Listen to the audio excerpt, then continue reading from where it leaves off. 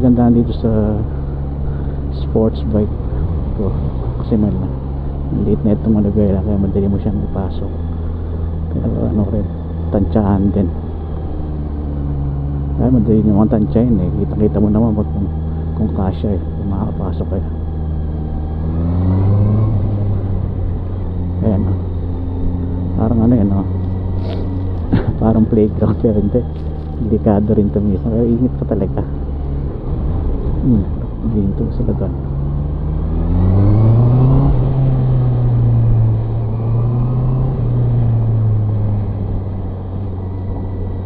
Wow,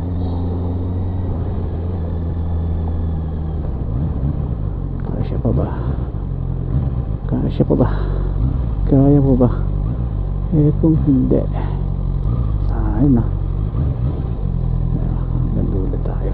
Hindi natin kaya maabot to. Okay, hindi kaya. Okay,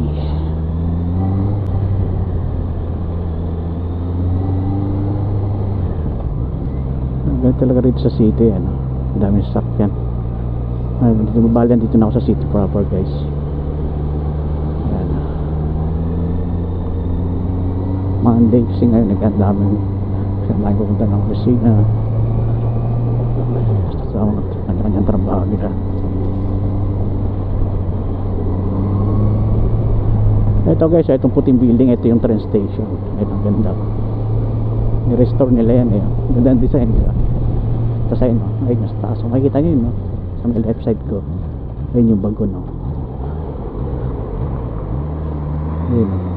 Kagandahan dyan ang limit ng interval, kaya hindi ka mainip sa pag-aantay.